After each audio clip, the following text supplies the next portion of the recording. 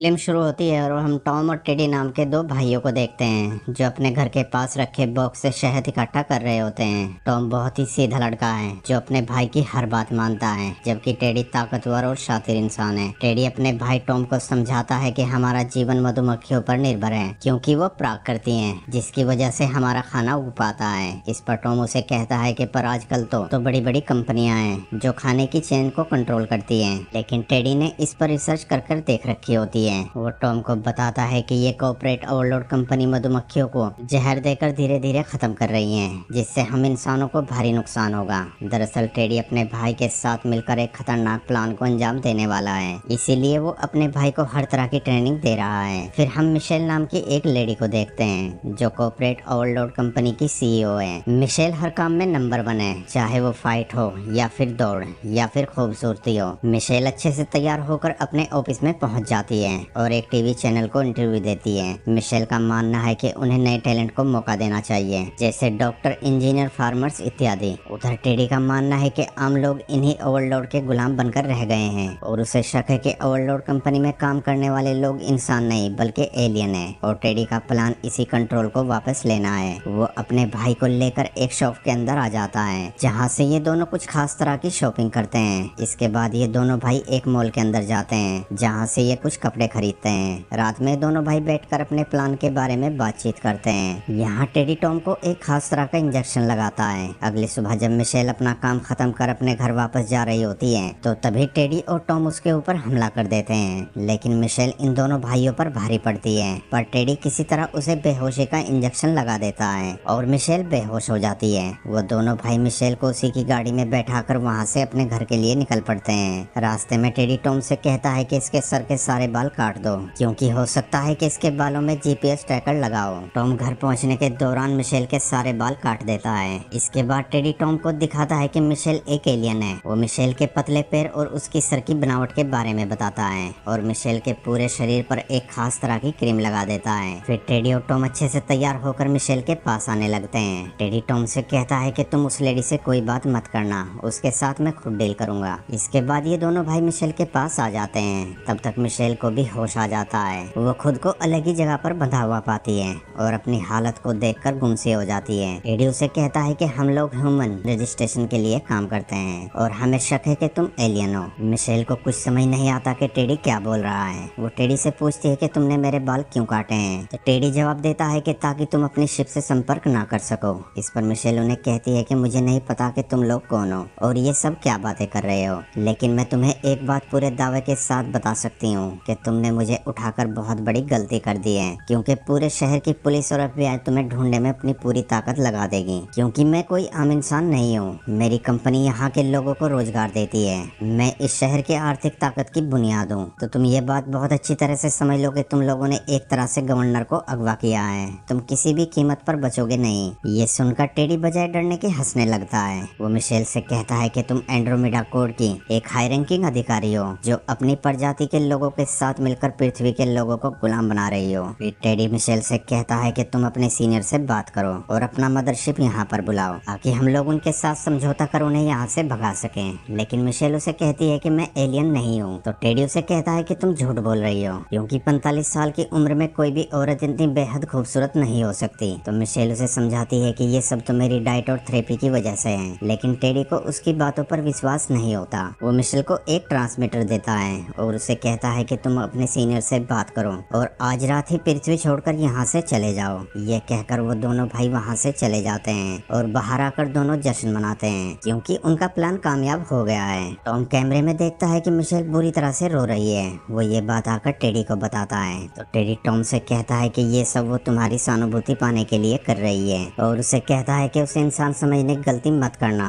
तुम जो महसूस कर रहे हो वो तुमसे करवा रही है। टेडी टॉम को याद दिलाता है कि उनके पास सिर्फ चंद्र ग्रहण तक का ही वक्त है, इसीलिए उन्हें प्लान के हिसाब से ही चलना होगा। इसके बाद कहानी फ्लैशबैक में चली जाती है, जहां हम टेडी की मॉम को देखते हैं, जो टेडी को बताती है कि वो लोग उसे एक खास तरह की दवा खिलाकर उसकी कोशिकाएं और दिमाग के साथ कुछ एक्सपेरिमेंट कर रहे हैं। वो टेडी से कहती है कि उनका प्लान मैं जानती हूँ और मैं ये सब तुम्हारे लिए ही कर रही हूँ, लेकिन तुम याद रखना कि तुम उनके हाथ कभी मत आना। ये कहकर वो हवा में उड़ने लगती है और कहानी फिर से प्रेजेंट में आ जाती है। टेडी अपनी साइकिल लेकर मार्केट में जा रहा रहा होता है। तभी उसे एक पुलिस ऑफिसर मिलता है जो उसका पुराना साथी भी है। टेडी उसे देखकर बहुत ज्यादा घबरा जाता है, लेकिन वो टेडी से उसका हालचाल पूछकर उसे जाने देता है। टेडी वहाँ से अपने काम पर आ जाता है। लंच टाइम में टेडी टीवी पर मिशेल के अगवा होने की खबर देखता है और उसे पता चलता है कि किसी को कुछ नहीं पता है कि मिशेल को किसने किडनैप किया है। ये सुनकर टेडी को बहुत सुकून मिलता है। अगली सुबह टेडी फिर से अपने काम पर लग जाता है तो टॉम उसे बताता है कि मिशेल ने कल से कुछ नहीं खाया है। टेडी जल्दी से उसके पास आता है। मिशेल बहुत ज्यादा थक जाती है। वो अपने मुंह से इकरार करती है कि हाँ मैं एलियन हूँ। इन दोनों भाइयों को लगता है कि मिशेल उनका मजाक उड़ा रही है। ये देखकर टेडी को बहुत गुस्सा आता है और वो अपना आपा खो देता है। मिशेल उससे डील करने की कोशिश करती है। इस पर टेडी उसे कहता है कि तुम्हारे पास ऐसी कोई चीज नहीं है जिससे तुम हमें खरीद सको।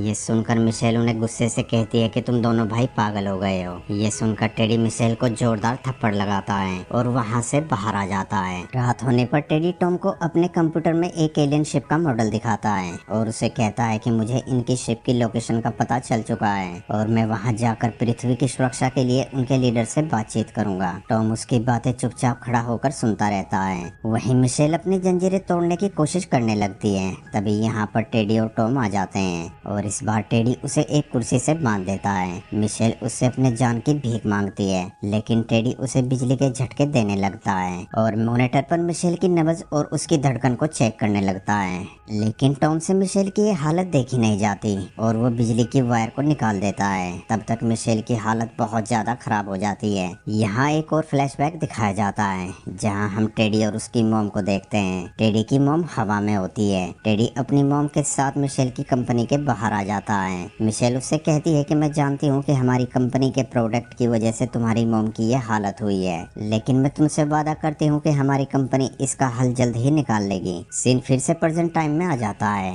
टेडी अपने घर के सारे खिड़की और दरवाजों को अच्छी तरह से कवर कर देता है ताकि मिशेल को कोई भी देख ना सके। इसके बाद टेडी मिशेल को एक कुर्सी से बांधकर उसे अच्छा खाना देता है। मिशेल इस बार खुशी खुशी खाना खा लेती है और टेडी से उसके मूवमेंट और विचारधाराओं के बारे में पूछती है तो टेडी जवाब देता है कि उनकी कोई टीम नहीं है, वो अकेला ही ये काम करता है और उसका ये प्लान आज का नहीं है बल्कि पिछले 5 साल से वो इसी प्लान पर काम कर रहा है। मिशेल उनकी तारीफ करते हुए कहती है कि इंसान पृथ्वी की सबसे बेहतरीन रचना है। तो टेडी उससे पूछता है कि तुम्हें इंसानों में सबसे अच्छी चीज क्या लगती है। इस पर मिशेल उसे जवाब देती है कि इंसान बिना ज्यादा शिकायत किए लगातार काम करता रहता है और मुझे उनकी यही बात सबसे अच्छी लगती है। फिर टेडी मिशेल पर इल्जाम लगाते हुए उसे कहता है कि तुम्हारी कंपनी जो नियोकोटिनोइड्स एक कीटनाशक दवा बना रही है वो मधुमक्खियों को खत्म कर रही है। तो मिशेल अपनी सफाई देते हुए उसे बताती है कि हमारी कंपनी द्वारा बनाई गई दवा कीटनाशक नहीं है और कहती है कि तुम्हारी रिसर्च पुरानी है, अब मधुमक्खियों की तादाद दोबारा बढ़ने लगी है। साथ ही वो टेडी को बताती है कि मुझे तुम और तुम्हारी मांग अच्छी तरह से याद है और इसीलिए मैं अपनी और अपने लोगों की तरफ से तुमसे माफी मांगती हूँ। मिशेल उसे ये भी बताती है कि उस दवा की वजह से मैंने अपने बेटे को भी खोया है, इसीलिए मैं भी तुम्हारे जैसे ही हूँ, क्यों ना हम सब भूल कर नई शुरुआत करें। ये सुनकर टेडी के तन बदन में आग लग जाती है और वो मिशेल के ऊपर हमला कर देता है। तभी टेडी के घर के बाहर ऑफिसर कैसी आ जाता है। वहीं मिशेल टेडी पर भारी पड़ती है और उसका गला दबाने लगती है। अपने भाई की जान बचाने के लिए टॉम मिशेल के सर पर हमला कर उसे बेहोश कर देता है। उधर केसी लगातार टेडी के घर की डोरबेल बजा रहा होता है। अंदर सब कुछ ठीक करने के बाद टेडी दरवाजा खोलता है तो केसी टेडी से कहता है कि मैं एक गायब लड़की को ढूंढ रहा हूँ और उसी बारे में मैं तुमसे कुछ सवाल पूछना चाहता हूँ। ये सुनकर टेडी उसे अपने घर के अंदर ले लेता है। केसी अपनी इन्वेस्टिगेशन शुरू कर देता है। तभी केसी की नजर वहाँ रखी एक कुर्सी पर पड़ती है जिसके इर्द गिर्द बहुत सारी वायर पड़ी होती हैं। पूछने पर टेडी केसी को बताता है कि मेरी मोम को अजीब तरह के दौरे पड़ते थे, इसीलिए उन्हें बांध कर रखना पड़ता था। तो केसी उसे कहता है कि सॉरी मैं भूल गया था। केसी टेडी को अपने मोबाइल में मिशेल की फोटो दिखाता है और उसके बारे में पूछता है, लेकिन टेडी उसे साफ इनकार कर देता है। वो कहता है कि मैंने इस लड़की को कहीं भी नहीं देखा है। उधर बेसमेंट में मिशेल को होश आ जाता है तो उसके सामने गन लिए टॉम खड़ा होता है। मिशेल टॉम को अपने बातों में फंसाने की कोशिश करती है। वो टॉम से कहती है कि तुम चाहते तो तुम मुझे गोली मार सकते थे, लेकिन तुमने ऐसा नहीं किया। इससे ये साबित होता है कि तुम एक रहमदिल इंसान हो और तुम भी ये बात अच्छी तरह से जानते हो कि टेडी गलत है। टॉम उसे अपना मुंह बंद रखने के लिए कहता है। इस पर मिशेल उसे समझाती है कि पुलिस तुम दोनों को जल्दी पकड़ लेगी। ये सुनकर टॉम थोड़ा घबरा जाता है। तो मिशेल उसे वादा करती है कि अगर वो उसे छोड़ देता है तो वो उसे कुछ नहीं होने देगी। मिशेल उसे ये भी भी कहती है कि अगर वो उसकी मदद करता है तो वो उसे अपने साथ अपने स्पेसशिप में ले जाएगी। टॉम उसकी बात मान लेता है और मिशेल से कहता है कि मेरे भाई से कहना कि मुझे माफ कर दे। ये कहकर टॉम खुद को ही शूट कर लेता है। बाहर केसी टेडी के काम को देख रहा होता है।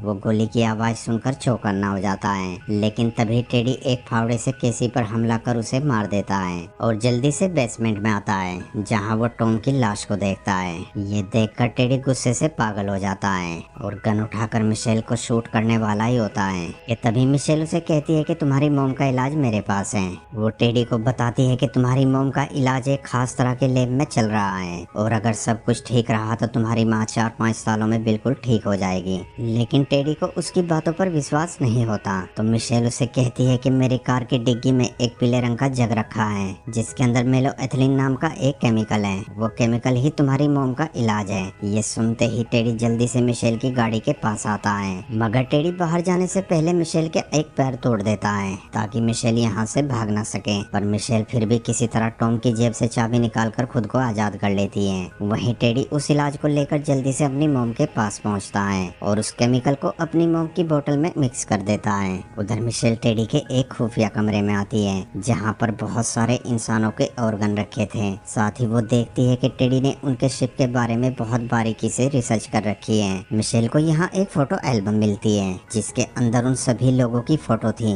जिन्हें अब तक टेडी ने मारा है। वहीं उस दवा के कारण टेडी की मॉम की मौत हो जाती है। इस बात से टेडी को मिशेल पर बहुत ज्यादा गुस्सा आता है और वो दोबारा मिशेल को मारने के लिए वापस अपने घर पर आ जाता है। अब मिशेल बहुत ही अच्छी तरीके से जान गई है कि टेडी कैसा इंसान है। वो टेडी को बताती है कि उसके 75वें सम्राट ने पृथ्वी की खोज की थी। उस समय पृथ्वी पर डायनासोर का राज था, मगर यहाँ पर एलियन ने एक घातक वायरस फैला दिया। तब सम्राट ने इंसानों की रचना की, मगर इंसानों ने आपस में युद्ध कर इस खूबसूरत पृथ्वी पर प्रदूषण फैलाकर इसे अशुद्ध कर दिया। फिर सम्राट ने ऐसे क्रूर इंसानों को खत्म करने के लिए मुझे यहाँ पर भेजा। साथ ही वो टेडी को बताती है कि तुम्हारी मॉम को एक प्रयोग के तौर पर चुना गया था क्योंकि वो एक कमजोर और अंदर से टूटी हुई औरत थी, और बताती है कि उसे पता है कि वो पृथ्वी को कैसे बचा सकती है। ये सुनकर टेडी सुन पड़ जाता है और फूट फूट कर रोने लगता है। चंद्र ग्रहण की रात मिशेल टेडी को लेकर अपनी कंपनी के ऑफिस में आ जाती है और टेडी से कहती है कि उसे अपनी शिप से जुड़ने के लिए कुछ सेकंड लगेगी। वो एक कैलकुलेटर उठाकर उस पर कुछ कोड टाइप करती है, मगर टेडी को उस पर विश्वास नहीं होता। वो मिशेल से कहता है कि अगर तुमने कुछ भी होशियारी दिखाई तो मैं इस पूरे ऑफिस को उड़ा दूंगा। फिर मिशेल उसे कहती है कि अगर तुम्हें हमारे सम्राट से मिलना है तो तुम्हें इस कबर्ड के अंदर जाना होगा। टेडी मिशेल की बातों में आ जाता है और वो जल्दी से कबर्ड के अंदर चला जाता है, लेकिन तभी मिशेल एक बटन दबा देती है और उस कबर्ड में एक ब्लास्ट होता है और टेडी की धज्जियां उड़ जाती हैं। टेडी का सर मिशेल के सर पर आकर लगता है, जिसकी वजह से मिशेल बेहोश हो जाती है। जब मिशेल की आंख खुलती है तो वो एक एम्बुलेंस के अंदर होती है। मिशेल उस एम्बुलेंस से भागकर वापस अपने ऑफिस में आती है और उस कैलकुलेटर को उठाकर एक कोड टाइप करती है। उस कोड के टाइप होते ही वो अपने शिप पर टेलीपोर्ट हो जाती है। ये वही शिप थी जिसके बारे में टेडी ने रिसर्च की थी। मिशेल के साथ ही उससे पूछते हैं कि पहले तुमसे संपर्क क्यों नहीं हो पा रहा था, तो मिशेल उन्हें बताती है कि 2 इंसानों ने मेरे बाल काट दिए थे। यहाँ हमें पता चलता है कि मिशेल ही इन सब की सम्राट है। मिशेल अपने साथियों को बताती है कि अब इंसान बहुत ज्यादा होशियार हो गया है, इसीलिए हमें उनको खत्म करना जरूरी है क्योंकि वो किसी भी दिन हमारी शिप तक पहुँच सकते हैं। ये कहकर मिशेल अपनी एक छड़ी उठाती है और उससे एक लेयर को तोड़ देती है, जिसके टूटते ही पृथ्वी के सारे इंसान मरने लगते हैं, चाहे वो मॉल हो, स्कूल या फिर हवाई जहाज हो, और इस तरह से पूरे ही इंसानों का खात्मा हो जाता है। अब पृथ्वी पर बस मक्खी ही बची होती है और इसी सीन के साथ इस मूवी का एंड हो जाता है। दोस्तों वीडियो अच्छी लगी हो तो वीडियो को लाइक और चैनल को सब्सक्राइब जरूर करना। Thanks for watching.